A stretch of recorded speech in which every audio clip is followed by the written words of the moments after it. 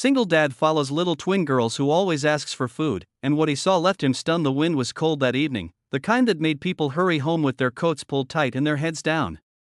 But one man didn't move. He stood frozen outside the bakery, his breath fogging the glass as he watched two tiny figures through the window. They were twin girls, no older than 6, both wearing mismatched sweaters far too big for their small frames. One of them held out a trembling hand toward the bakery owner, whispering something he couldn't hear.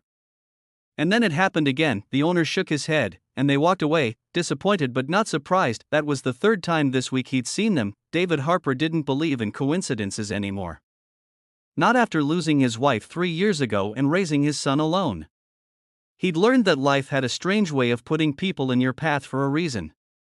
So when he saw those little girls again, same alley, same time, same hunger in their eyes, he decided to follow them. The girls walked hand in hand down the narrow, dim street, their heads bowed as if carrying a burden much heavier than their tiny bodies should bear. David followed at a distance, careful not to scare them.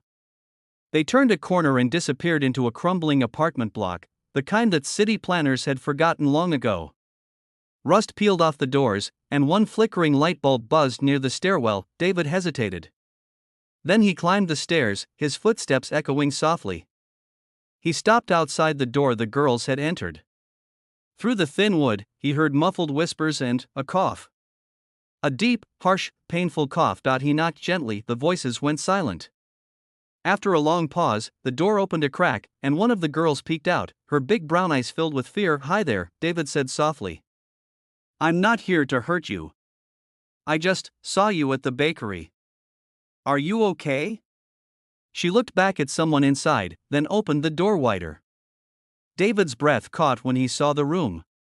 There was no light except for the dim glow of a street lamp sneaking through the window. A mattress lay on the floor, and beside it, an old woman coughed violently into a piece of cloth. The younger twin rushed to her side, patting her back with a tiny hand. "I told you we'd get bread today, Grandma," the girl said. "But the man said we didn't have money." David's throat tightened.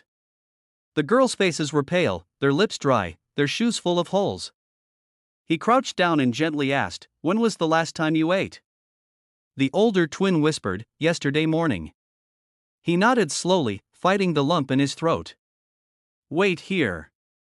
15 minutes later, he was back, with warm soup, bread, fruit, and milk. The girls' eyes lit up like stars as he handed them food, and they ate in silence, careful and polite, as if afraid the food might vanish. The old woman tried to sit up to thank him, but she was too weak. David didn't stay long that night.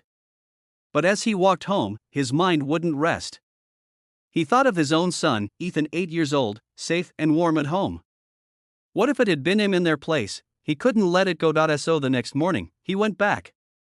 And the next.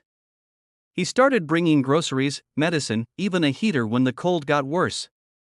Slowly, the twins Emma and Ella began to trust him.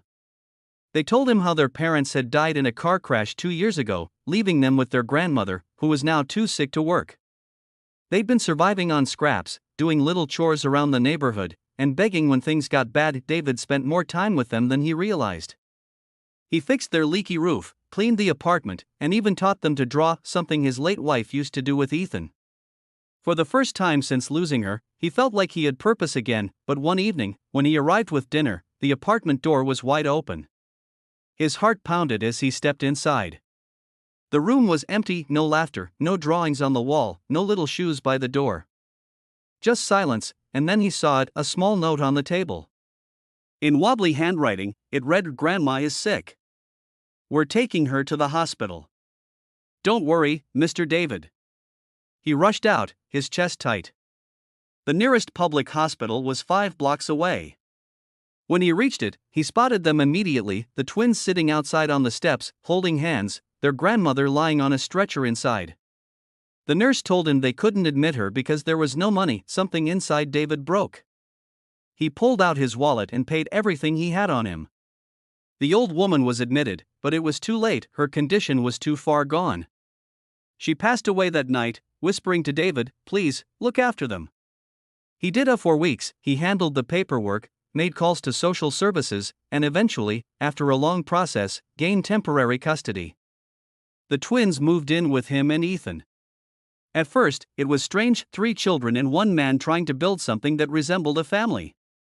But the laughter returned. The house felt alive again. Ethan taught them how to ride bikes. The twins taught him how to braid hair and make paper flowers.